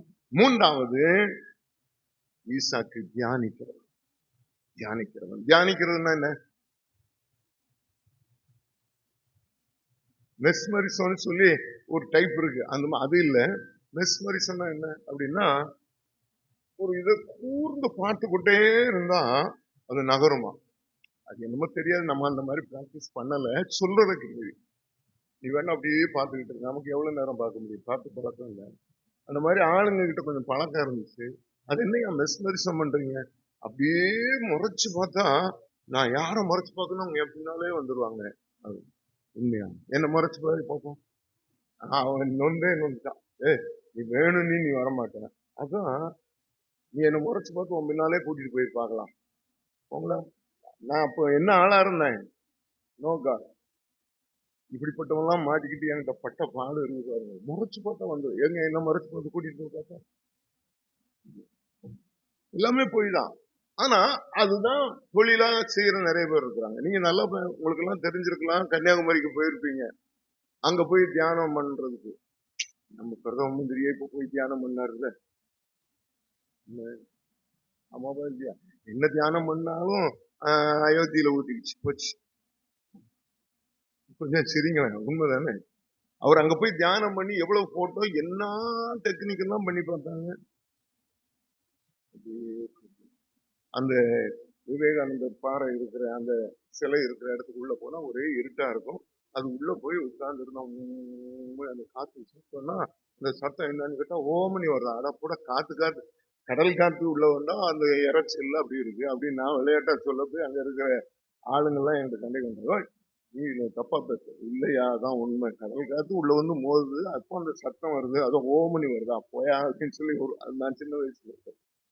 அதெல்லாம் கிடையாது. ஆனா அந்த இடத்துல அப்படி வச்சிருக்கிறாங்க. உள்ள போனா அமைதியா இருக்கணும். பின்செப்ட் அப்படியே வந்து அப்படியே நீங்க எதை யோசிக்கணும் அப்படியே யோசிச்சுட்டு இருந்தா அது உங்களுக்கு நிச்சயமா கைகூடி வரும். இதுதான் மிஸ்னரிசம். இதுதான் தியானம். அதே மாதிரிதான் வேதத்தை தியானிக்கிற மனுஷன் பாக்கியவான். வேதத்தை தியானிக்கணும். ஒரு ஒரு ஒரு வருஷத்தை நம்ம ஆராய்ந்து பார்க்கும்போது நம்ம யோசிச்சோம், இது என்ன ஏன் இப்படி எழுதியிருக்கிறாங்க, ஏன் இப்படி எழுதியிருக்கிறாங்க அப்படின்னு சொல்லி ஆராய்ந்து பார்த்தா இதுக்கு இணை வசனமா எங்கெல்லாம் இருக்குன்னு சொல்லி வசனம் எல்லாம் சேர்த்து படிச்சு பார்க்கும்போது நமக்கு மிகுந்த சந்தோஷம் வந்துடும். ஆமென். அப்போ வேதத்தை தியானிக்கிறதுன்னா நமக்கு 1ஆம் சங்கீதம் 2ஆம் வசனத்துல கூட நீங்க பாத்தீங்கன்னா நல்லா சொல்லியிருப்பாங்க. முன்மாத்துடைய ஆலோசனை பாவியுடைய வழிகள் இல்லாமல் கர்த்தருடைய வேதத்துல தியானமா இருந்து இரவும் பகலும் அவருடைய வேதத்துல தியானமா இருக்கு. இரவும் பகலும் தியானமா இருக்கிறோமா? பைபிள் தியானிக்கிறீங்களா? இல்ல சொல்றாங்களே பைபிள் வைக்கணும்னு சொல்றாங்களே அம்மா அப்பான்னு சொல்லி ஒரு அதிகாரம் வாசிக்கிற மாதிரி வாசிக்கிறோம், அது மண்டையிலும் ஏற மண்டைக்கு. என்ன சொல்றீங்க? அதுக்கு என்ன அர்த்தம் புரியாது. ஆமா தானே? தியானிக்கணும், மெடிடேட் பண்ணணும், சொல்லி சொல்லி வாசிக்கணும். தியானிக்கும் போது அதுல இருக்கிற ஆழங்களுக்குள்ள போகும்போது அவ்வளவு சந்தோஷமா இருக்கும். சில வசனம் புரியாது, இது எங்க இருக்கு? நல்ல வேதத்தை ஆராய்ந்து பார்க்கணும்னு தெரிஞ்சவங்க கிட்ட குறைஞ்சது தமிழ்ல 3 பைபிள் இருக்கணும். தமிழ்லயே 3 பைபிள் இருக்கா? பரிசுத்த பைபிள் ஒண்ணு இருக்கு, திருவிவிலியம் ஒண்ணு இருக்கு, கத்தோலிக்க வேதம் ஒண்ணு இருக்கு, நம்ம கையில இருக்கிற பைபிள் 4 பைபிள் இருக்கு தமிழ்லயே. ஒவ்வொன்றும் ஒவ்வொரு அர்த்தத்துல இருக்கு. ஆனா அர்த்தங்கள் எல்லாம் ஒரே மாதிரி இருக்கும், நல்ல தமிழ்ல இருக்கும். அதெல்லாம் படிச்சு பார்க்கும்போது நமக்குள்ள ஒரு தைரியம் வரும், சந்தோஷம் வரும். அதே மாதிரி ஆங்கிலத்துல எத்தனை வேதாகம புத்தகங்கள் இருக்கு இல்லைங்க? New version, king James version, இதெல்லாம் நிறைய இருக்கு. என்கிட்ட ஒரு 10-12 ஆங்கில வேதாகமம் வச்சிருக்கிறேன். தமிழ்ல 4 வகையான பைபிள் இருக்கு. ஏன்னா ஒரு வசனத்தை சரியா சொல்றதுக்கு 4 இடத்துல தேடி எடுத்து தியானிக்கும் போது நமக்குள்ள ஒரு சந்தோஷம். தாவீதுன்னு சொல்லி ஒரு ராஜா இருந்தாரு. அவர் எப்படி தியானம் பண்ணாராம்?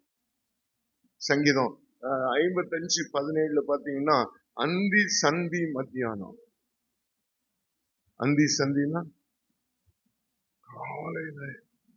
காலையில மத்தியானத்துல 3 வேளை. அந்தி சந்தி ராத்திரியும் பகலுமா வேதத்துல தியானம். இவர் பெரிய ராஜாங்க, விடிய காலம் எந்திரிச்சு பைபிள் தான் படிப்பாரு. மத்தியானத்துல சோறு சாப்பிட்டோம்னா நமக்கு என்ன வரும்? தூக்கம் வரும். பைபிள் எங்க படிக்க? அப்புறம் ராத்திரி எவ்வளவு களைப்பா இருக்கும், திருப்பி எங்க பைபிள் படிக்க? ஆனா ராஜா 3 வேளை படிச்சாருன்னா நீங்க ராஜா விட்டு பிள்ளைங்களாச்ச, நம்ம ஒரு 3 வேளைக்கு அதிகமா படிக்கணும். ஆமே. படிப்பீங்களா? படிக்கிறீங்களா? படிச்சுக்கிட்டு இருக்கீங்களா? பைபிள் வாசிக்கிறீங்களா? வேதத்தை தியானிக்கிற மனுஷன் பாக்கியவான்னு சொல்லி இருக்கிற கர்த்தருடைய வேதத்தின்படி நடக்காதவர்களை பார்க்கிறவருடைய கண்களில நீர் தாரையாயிட்டு ஓடுகிறதே. கால்களுக்கு தீபம் பாதைக்கு வெளிச்சம். வேதத்தை குறித்து சொல்லிட்டே இருக்கலாம். பைபிள் மேல யாருக்கெல்லாம் ஆசை இருக்குங்க? உங்க பைபிளை வாங்கி பார்த்தாலே தெரிஞ்சிடும் உங்களுக்கு பைபிள் மேல ஆசை இருக்கா இல்லையான்னு. இல்லையா தெரியும் உனக்கு? ஏதாவது புரியலன்னு எழுதி வச்சிருக்கிறியா? இந்த வசனம் கேள்விக்குறியோட வசனம் இருக்கா? இவ்வளவு பைபிள் வாசிச்சு தியானிச்சு பிரசனம் பண்ற நான் கூட சில வசனம் இன்னும் புரியலன்னு சொல்லி கேள்வி மார்க் போட்டு வச்சு யாராவது ஒருத்தரை பார்த்து இதுக்கு என்னங்க அர்த்தம், எனக்கும் தெரியல போப்பா அப்படிதான் சொல்றாங்களே வெளியே அர்த்தம் சொல்ல மாட்டேன்றாங்களே.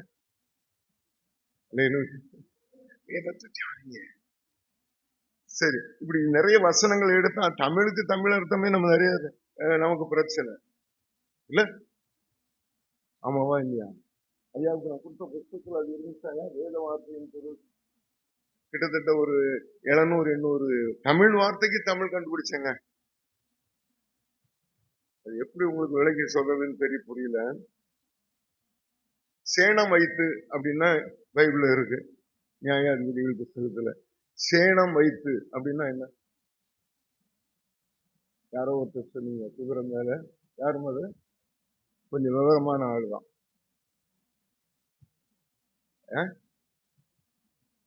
பாஸ்டாண்டியா? சூப்பர். சரி சரி சரி. உங்களுக்கு எல்லாம் ஒன்றும் தெரியல இல்ல. சேனமாவது அவங்களுக்கு கொஞ்சம் பழைய ஆளு. சேனம்னா என்னன்னு யோசிச்சிருப்பாங்க, அல்லது ஸ்கூல்ல சொல்லி கொடுத்துருப்பாங்க, ஏதோ ஒண்ணு இல்ல பைபிள படிச்சிருப்பாங்க. கத்திர ஸ்தோத்திரம், என் பைபிள்ல சேனம் வைத்துன்னு தான் இருக்கு. என்ன சேனம் அப்படின்னு சொல்லி நான் ஆரம்பத்துல சின்ன வயசுல யோசித்தேன். ஏற்றுக்கொள்ளும் போது வயசு கம்மி. இன்னைக்கு 46 வருஷம் முடிஞ்சிருச்சு. அப்போ நீங்க யோசிச்சுக்கோங்க, 27 வயசுல ஏற்றுக்கொண்டேன். அது வரைக்கும் பைபிள்னா என்னன்னு தெரியாது, தொட்டு கூட பார்த்தது இல்லை. ஆனா சர்ச்சில் பைபிள் இருக்கும், அதை நான் தான் வாசிப்பேன். அங்க வேத பாடம், முதலாம் வேத பாடம் எல்லாம் எழுந்து நிற்போம், உட்காருவோம், இந்த மாதிரி முன்பெல்லாம் பண்ணிட்டு கிடந்தல. சரி விடுங்க. இப்போ இந்த மாதிரி சில வசனத்துக்கு நீதிமொழி நியாயாதிபதிகளின் புஸ்தகத்துல 19:10 சேனம் வைத்து அப்படி இருக்கிறது. 3ஆம் வசனத்துல அவளோடு நலவு சொல்லவும். நலவு சொல்லவும், நலவு சொல்லவும், நயந்து சொல்லவும், நைசா சொல்லவும். இதெல்லாம் நீங்க ஆங்கில வேதாகமத்தை, மற்ற தமிழ் பைபிள்ல, கத்தோலிக்க வேதாகத்தை எல்லாம் படிச்சு பார்த்தா தான் அர்த்தம் தெரியும். அப்ப இந்த மாதிரி நம்ம ஆராய்ந்து பார்க்கும்போது நான் 2 பதிப்பு போட்டேங்க. 1000 புஸ்தகம் என் சொந்த செலவுல தான் போட்டேன். போட்டு எல்லாருக்கும் ஃப்ரீயா கொடுத்துருவேன். ஆமே, காசுல வாங்க மாட்டேன், ஊழியக்காரங்க தான் கொடுப்பேன். ஏன்னா அவங்களுக்கு தான் பிரயோஜனப்படும். இப்போ 3வது துறையா ரெடி பண்ணிருக்கேன். இப்போ ஒரு 300 கண்டுபிடிச்சிருக்கேன். ஆஹா, கிட்டத்தட்ட 1000 அதை புக்கா போடணும், ஜோம் பண்ணி விடுங்க. அப்போ எதுக்கு இதை சொல்றேன்னு சொன்னா, ஆராய்ந்து பாருங்க. உங்க வயசுல கர்த்தருக்காக வைராக்கியத்தோட செய்யுங்க. வயசானதுக்கு அப்புறம் செய்யணும்னு நினைக்காதீங்க. ஐயா தப்பா எடுத்துக்காதீங்க, வாலி பிள்ளைங்க, அருமையான தம்பி நல்ல பாட்டெல்லாம் பாடினாரு, பைபிள் நல்லா தியானம் பண்ணுங்க. இந்த பைபிளை உங்க வாழ்க்கையில நீங்க எத்தனை முறை வாசிச்சிருப்பீங்க சொல்லுங்க? 3 முறை. கர்த்தருக்கு சொல்றாமா, என் மனைவி இந்த மாசத்துல 4 முறை வாசிட்டா. 6 மாசத்துக்குள்ள எனக்கும் அவளுக்கும் போட்டு மணிக்கு 3 முறை முடிச்சுட்டா. நான் 4 முறை முடிச்சிட்டேன் இந்த வருஷத்துக்குள்ள. 3 முறை முடிச்சுட்டா, நான் 4வது முறை முடிக்க போறேன். 2 மாசத்துக்கு ஒரு தடவை வாசிக்கணும். அப்படி ஒரு போட்டி போட்டோம். அதுக்கும் 70 வயசுக்கு மேல ஆயிடுச்சு எங்க வீட்டுக்காரன் வாங்கி. அதுவும் பாவம் நடக்க முடியாம கிடந்து இழுத்துட்டு கிடக்கு. கர்த்தருக்கு ஸ்தோத்திரம். ஆனா பைபிள் படிக்கிறீங்க 2 மணி நேரம் ஒரு நாளைக்கு. கண்ணு வரைக்குதுப்பா, படிக்காத. நான் உங்களோட அதிகமா படிச்சு காட்டுவேன். ஆமா, என்னத்தையும் ஒண்ணு பண்ணு அப்படின்னு சொல்லி விட்டு வச்சுக்கிறேன். ஆனா நல்ல கவனிங்க, 110 தடவை முடிச்சிட்டேன். அதுலயே தான் சொல்ல. இப்ப 111வது முறை படிக்க போறேன். ஏன் பைத்தியமா உனக்கு? ஆமா, நான் கிறிஸ்துவ பைத்தியம். ஓ, என்ன வேணா சொல்லு, என் நேரத்தை வீணாக்கலப்பா. இல்லைன்னா யார்கிட்டயாவது போய் வம்பு பேசணும், யார்கிட்டயாவது போய் கதை பேசிட்டு இருக்கணும், தேவையில்லாத வார்த்தைகள் வரும். என் அப்பா கிட்ட பேசிட்டு இருக்கும்போது காலையில எழுந்த உடனே 1 மணி நேரம் பைபிளை வாசித்தாதான் எனக்கு தூக்கமே வரும். ராத்திரியில 4 மணில இருந்து 5 மணி வரைக்கும் பைபிள் வாசிக்கணும், 5 மணில இருந்து 6 மணி வரைக்கும் ஜெபம் பண்ணணும். பேசலாம். உங்க வாழ்க்கையில நீங்க அதை தியானம் பண்ணி பாருங்க, கர்த்தர் உங்களை ஆசீர்வதிப்பார். சரியா? தியானிக்கிற மனுஷன் தான். இந்த ஈசாக்கு தியானம் பண்ண போனானா இல்லையா? லகாய்ரோயி என்ற இடத்துக்கு தியானம் பண்ண போனான். அந்த லகாய்ரோயி யாருடைய இடம்?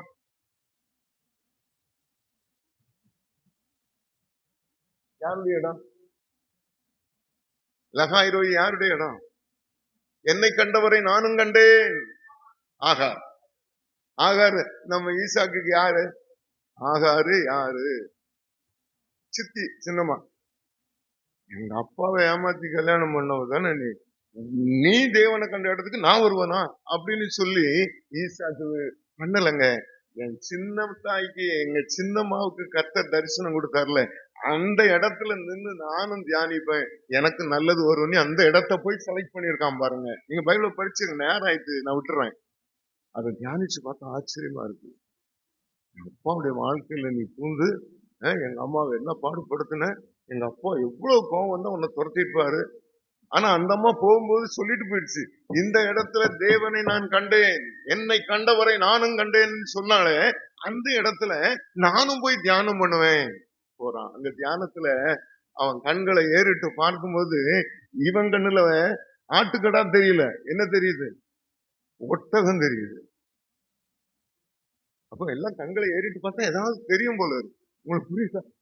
அவன் அப்பா கண்ணை ஏறிட்டு பார்த்தா ஆட்டுக்குட்டி தெரிஞ்சிச்சு, ஈசாக்குக்கு பதிலா பலி செலுத்தினான். இப்ப ஈசாக்கு கண்களை ஏறிட்டு பாக்குறான், அங்க என்ன தெரியுது? ஒட்டகம் தெரியுது. ஒட்டகத்துக்கு மேல ஒரு அம்மா தெரியறா. அந்த அம்மா அந்த ஐயாவை பார்த்தோன்னு முக்காடு போட்டு உட்கார்ந்துக்கிட்டான். யாரு நீ கேட்டான்? நீ கட்டிக்க போறவர் அவர் தான். அந்த அம்மாவை கூட்டிட்டு போய் அம்மா கூடாரத்துல போய் தாயின் கவலைகளை மறந்திருந்தான் என்று சொல்லி பைபிள் சொல்லு. அப்படியானால் நல்ல கவனிங்க, தியானிக்கிற மனிதனுடைய பார்வை தன் வாழ்க்கையை 100 மடங்கு ஆசீர்வதிக்கும். தியானிக்கும் தன் வாழ்க்கையை கூட. அன்னைக்கு தியானம் பைபிள் கிடையாது, அன்னைக்கு தியானம் கடவுள் கிடையாது. அவனுக்கு ஈசாக்குக்கு தியானம் என்ன கிடையாது? தெய்வத்தை குறிச்ச தியானம் கிடையாது, வேதம் கிடையாது, ஒண்ணும் கிடையாது. அவனுக்கு ஒரே தியானம் தான், எனக்கு வருங்கால மனைவி எப்படி இருப்பாளோ, இங்க தானே போனா எலேசர், இந்த வழியில தானே வரணும். ஒரே மெடிடேஷன் அவனுக்கு. எதுதான்? எனக்கு மனைவி வரணும், நல்ல மனைவியா இருக்கணும். ஆமாவா இல்லையா? நான் சொல்றது கொஞ்சம் தப்பா இருக்குமோ? தப்பா இருந்தா நமக்கு இருந்துச்சா? ஆனா நான் சொல்றது எனக்கு சரி. அப்ப பைபிள் இருந்துச்சா? தெய்வத்தை குறிச்சு அவனுக்கு தெரியுமா? எங்க அப்பாவுடைய தெய்வமே உங்க சோத்திரம், அப்படித்தான் சொல்லிக்கிட்டு இருந்தான். யெகோவா தெய்வம் அவன் பேரே வைக்கலையே. எங்க அப்பாவுக்கு கூட காட்சி கொடுத்த தெய்வமே உம்மை ஆராதிக்கிறேன், எப்படி சொல்லிட்டு கிடந்த பையன் ஈசா. ஆனா அவனுக்கு ஒண்ணு தெரியும், போனது எலேசர், அங்க இருந்துதான் எனக்கு நன்மை வரும் அப்படின்னு சொல்லி சாயங்காலம் தோறும் வந்து நிற்கான். சாயங்காலம் ஆயிடுச்சு, ராத்திரி ஆனா வரமாட்டானே, சாயங்காலத்துக்குள்ள வந்துட மாட்டானோ அப்படின்னு தியானிச்சு ஏங்கி கொண்டு நிக்கிறான். கரெக்டா அந்த ஒட்டகம் வருது. கர்த்தர் அவன் வாழ்க்கையை மாற்றுகிறார். தன் தாய்க்கு இருந்த கவலை நீங்கி இப்போ ரெபெக்காள் மூலமாக அவன் வாழ்க்கை 100 மடங்கு ஆசீர்வாதத்திற்கு வழி நடத்தப்படுகிறது. கடைசியா ஒண்ணு சொல்லி நான் ஒரு 5 நிமிஷத்துல முடிக்கிறேன், பொறுத்துக்கோங்க. இப்போ ஈசாக்கு கடைசியாக ஜெபிக்கிற மனிதன். மலடியாய் இருந்த தன் மனைவிக்காக அவன் ஜெபித்தான். கர்த்தருக்கு ஸ்தோத்திரம். 25ஆம் அதிகாரம் 21ஆம் வசனத்துல வேண்டுதல் செய்தான். கர்த்தர் அவன் வேண்டுதலுக்கு சரி. ரெபெக்காள் கர்ப்பம் தரித்தார். ரெபெக்காள் 2 பிள்ளைகளை பெற்றார். அன்பான தேவனுடைய பிள்ளைகளை, ஜெபிக்கிற ஒரு மனிதன் 100 மடங்கு ஆசீர்வாதத்தை பெறுவான். நிறைய காரியங்களை சொல்லலாம், நிறைய காரியங்களை பைபிள் வசனம் ரோமர் 12:12 நீங்க எடுத்து படிச்சு பார்த்தீங்கன்னா, எதுல உறுதியாய் தரித்திருங்க? ஜெபத்துல உறுதியாய். நிறைய வசனங்கள் ஜெபத்தை குறிச்சு நமக்கு தெரியும், நீங்க யோசிக்கங்க. நானும் ஜெபிக்கணும்னு ரொம்ப ஆசையா இருக்கிற மனுஷன், ஜெபித்தவன். எனக்கு குழந்தை கிடையாது. 82ல கல்யாணம் ஆயிடுச்சு. கல்யாணம் ஆனா நடந்தது என்ன அப்படின்னு சொன்னா, ஒரே ஊழியம் தான், ஓட்டம் தான். எங்க வீட்டுல 5 வாலிப பையனும் இருக்கிறோம். எங்க மனைவியுடைய தம்பி மாதிரி சொல்லி எல்லாரும் வந்துட்டான். நானும் என் மனைவி கொஞ்சம் வயசு கல்யாணம் ஆகி, ஆனா இவனுங்க எல்லாம் இருக்கும்போது நானும் என் மனைவியும் சந்தோஷமா இருக்க முடியுமா? பேச விட முடியாது. எனக்கு மனசு கோவம் வரும். ஆனா அத்தனை பேரும் நம்ம கிட்ட வந்தவனதுக்கு அப்புறம் ஜெபம் பண்ண வாரான், ரட்சிக்கப்பட்டவன்றான், பைபிள் பாகம் கொடுத்தா படிக்கிறான், ஏசுதான் ஆண்டவன் சொன்னா என் கூட எல்லாத்துக்கும் வாரான். இது போதும் எனக்கு. அப்புறம் மனைவி பிள்ளைலாம் அப்புறம், குடும்பம் கிடையாது, ஒண்ணும் கிடையாது. இவங்களோட சுத்தி நடக்கிறது, எங்கன்னா போனா ஊழியத்துக்கு போறது, இப்படி ஒரு வாழ்க்கை இருந்துச்சு. அதை குறித்து யோசிக்கல. கர்த்தர் ஸ்தோத்திரம். நம்ம ஆளுங்க பாஸ்டுங்க இருக்காங்கல்ல, அப்ப நான் வேலை செஞ்சுட்டே ஊழியம் செய்யறதுனால ரொம்ப கிண்டல் பண்ணுவாங்க. ரொம்ப இது பண்ணாதப்பா, ரொம்ப ஊழியம் செய்யறேன்னு சொல்ற, ஜெபம் பண்றேன்னு ஓடி ஓடி ஜெபம் பண்றேன், உனக்கு ஒரு குழந்தை இல்லையே, அது எவ்வளவு பெரிய அவமானம். கர்த்தர் தப்புவாரியா, ஏன் சும்மா பண்ற போப்பா. நம்ம ஆண்டவரை பத்தி சொல்லி இயேசு பத்தி சொல்லி நம்ம குழுவுல சேர்த்திருப்போம், அவன் நமக்கு வந்து அட்வைஸ் பண்ணுவான். சில ஊழியக்காரங்க அப்பதான் இப்ப இருக்கிற மாதிரி ஆவடியில ஊழியக்காரங்களே கிடையாது. விரலூட்டி என்ன ஒரு 4-5 பேர் தான் பாஸ் இருந்தாங்க. இப்ப தடிக்கு மோதி நின்னா ஒருத்தன் ஊழியக்காரன் மேலதான் மோத வேண்டியது. இவ்வளவு ஊழியக்காரங்க 370 ஊழியம் சபை இருக்கு. நாங்க ஊழியத்தை 46 வருஷத்துக்கு முன்னால ஆரம்பிக்கும் எண்ணி 4 பெரிய சபை தான் இருந்துச்சு, வேற சபையே கிடையாது. அந்த 4 பேர்ல கொஞ்சம் இயேசு பத்தி அறிவிக்க தெரிஞ்ச ஊழியக்காரங்க நம்மளை கேள்வி பண்றது பாத்தீங்கன்னா ரொம்ப கஷ்டமா இருக்கும்.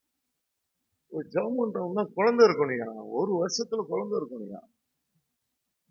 4 வருஷம் குழந்தை இல்லைங்க, அவ்வளவுதாங்க. எப்படாவது பாடுபடுத்திட்டாங்க. சரி போன, நான் அதை பத்தி கவலைப்படுறது, அடுத்த ஊழியத்துக்கு போகணும். அங்க ஜெபம் பண்ண கூப்பிட்டாங்க, அங்க நான் யாருக்காவது ஜெபம் பண்ணி குழந்தை பிறந்துச்சுன்னா சந்தோஷமா இருக்கும். உனக்கே குழந்தை இல்லை, நீ இன்னும் குழந்தை வேணும்னு யாராவது ஜெபம் வந்து ஜெபம் பண்ணக்கூடாது, எனக்கு உத்தரவு போடுவாங்க. ஐயோ அழுவேன் உட்காந்து, ஆண்டவர் என்ன ஆண்டவர் படுத்துறப்பாடு, நீ வேலை பாட. ஆனா கர்த்தர் அற்புதமான ஆண்டவர். 85 ஆண்டு, 82, 83, 4 நாள் வருஷம் தான் இவனுக்கு சொல்ல தாங்கல. ஆண்டவர் பார்த்தாரு, இந்த ஊர்ல ஆவடியில ஒண்ணு வச்சிருந்தோம்னா இன்னும் குழந்தைய பிறக்கிறாங்க. இவனும் சுத்தி வந்து உட்கார்ந்துக்கிட்டு சோறு, ஒரே ரூமுங்க, 10க்கு 10 ரூம்ல நாங்க 6 பேர் படுத்து தூங்கி 7 மணி எப்படி இருக்கும் நீங்க யோசிங்க. மாம்சத்துல தான் சொல்றேன். கொஞ்சம் நம்ம ஆண்டவருடைய பிள்ளை கொஞ்சம் ஒழுக்கமா இருக்கணும், மற்றவங்களுக்கு மாதிரியா இருக்கணும், கொஞ்சம் அடக்க ஒடுக்கமா இருக்கணும் இருக்குது. இவனுக்கு அது புரியல. ஆண்டவர் சரியா பார்த்தாரு, ஒரு டிரான்ஸ்ஃபர் கொடுத்தாரு. இங்க இருந்து கடலூர். இந்த 5 பேர் என்ன ஆவான், நான் வாடகைக்கு இருந்த வீட்டுல இருடா, சோத்த பொங்கி தின்னுட்டு போங்கடா, போயிட்டோம் விட்டுட்டு. ஒரு வருஷம் சரியா அங்க போனா எனக்கு ஆயிரக்கணக்கான பெண்கள் உறுப்பினர்கள். அப்ப இந்த எம்ஜிஆர் அவங்களுடைய சத்துணவு இந்த கவுன்சில் எல்லாம் தைச்சார், ஸ்கூல் பசங்களுக்கு யூனிஃபார்ம் தைச்சு கொடுக்குறது. அதுக்கு என்ன அதிகாரியா போட்டாங்க. எனக்கு உறுப்பினர்கள் 1000 பேர். ரொம்ப ஜாக்கிரதையா இருக்கணும். அதனால எனக்கு பயம், இவ்வளவு பொம்பளைங்களை வச்சுட்டு எப்படி நம்ம பொறுப்படுத்தி செய்ய போறோம், நம்ம ஆண்டுடைய பிள்ளை, நம்ம காப்பாத்திர மோசம் பண்ணிடக்கூடாது பொம்பளை. எல்லா கேரக்டரும் இருக்கும். அதாவது ஜெயில இருந்து வெளியில வர்ற பொம்பளைகளுக்கு எல்லாம் நல்வாழ்வு கொடுக்கணும், அங்க கொண்டு வந்து விட்டுருவான். அவங்களுக்கு டெய்லரிங் தெரியுமா சார், கலெக்டர் அனுப்பிச்சாரு அப்படின்னா இந்தியத்துல கொண்டு பார்த்தா நம்மளை முறைப்பா. சரிங்க சரிங்க, வேலை தரேன், இப்போ மிஷின் இருக்கா வீட்டுல, அது இருந்தா ஏன் நான் வாங்கிட்ட வரேன், மிஷின் இல்லையம்மா, அதுக்கு ஏதாவது ஏற்பாடு பண்ணு, உனக்கு என்ன வேணுமோ சொல்லு நான் செய்யறேன், எனக்கு நீ என்ன செய்ய போற. புரியுதா உங்களுக்கு? அவ்வளவு அரகண்டா இருப்பாங்க.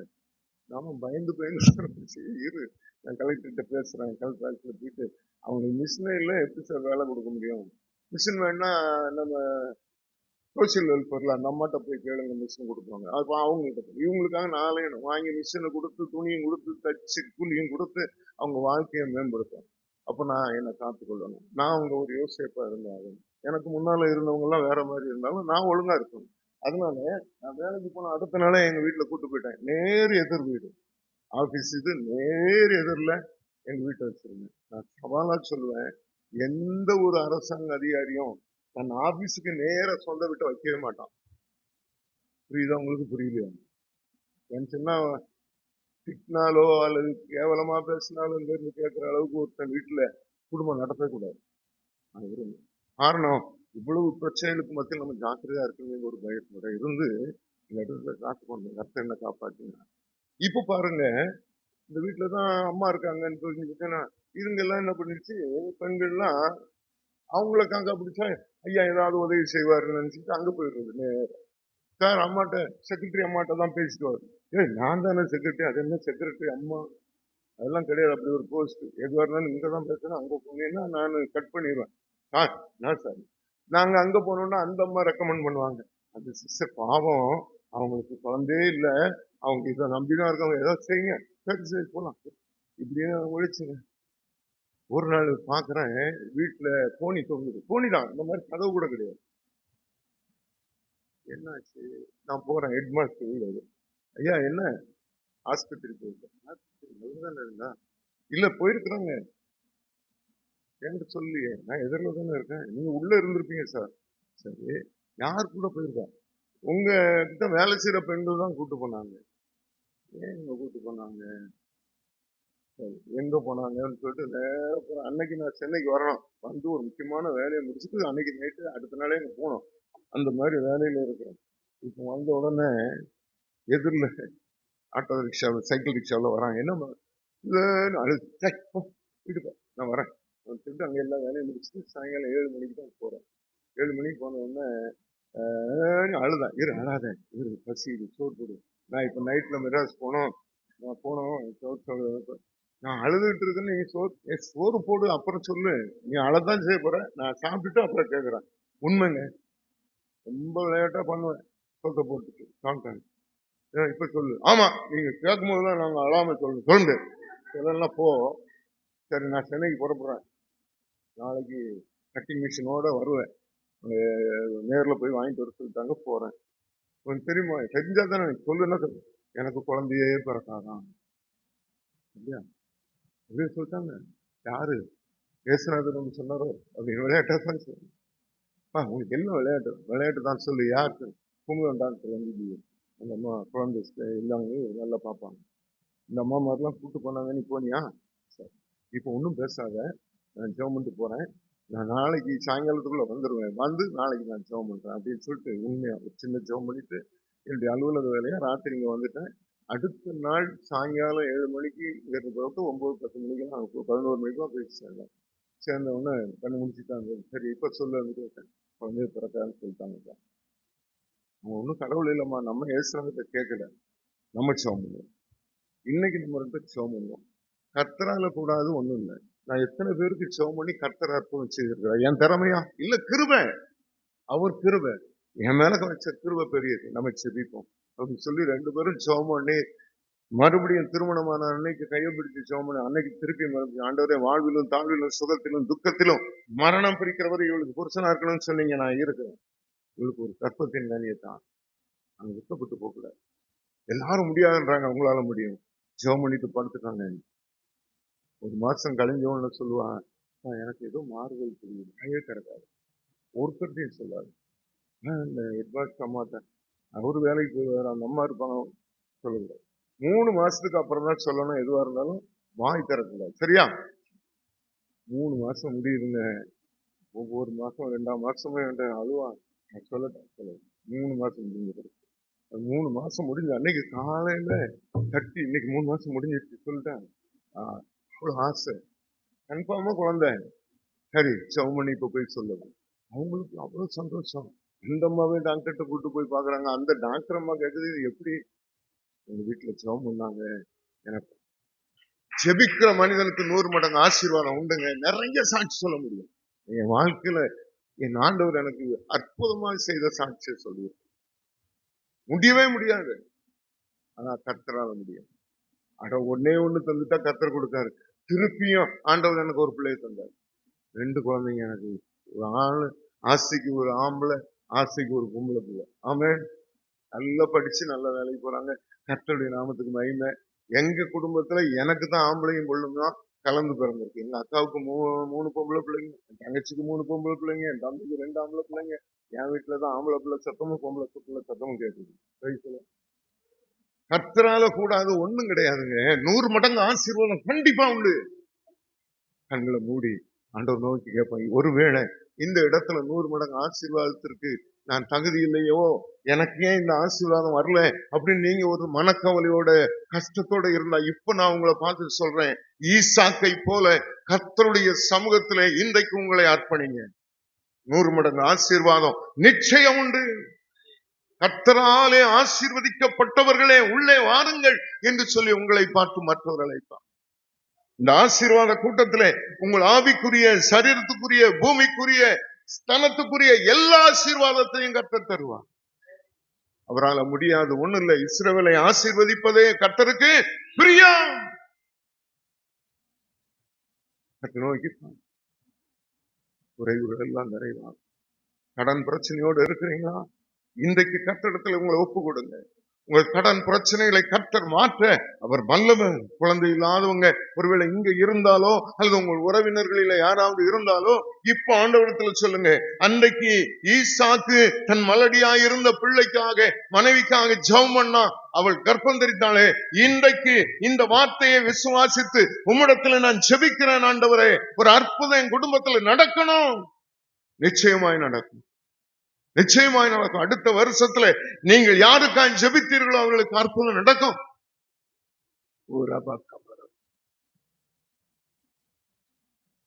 கர்த்தர் சொல்ற இடத்துல இருங்க, கர்த்தர் சொல்ற இடத்துல இருங்க, கர்த்தர் சொல்ற இடத்துல இருங்க அருமையானவர்களே. மாத்திரமல்ல, ஈசாக்கு விதை விதைத்தான். செயல்படுங்க, ஜெபத்துல செயல்படுங்க.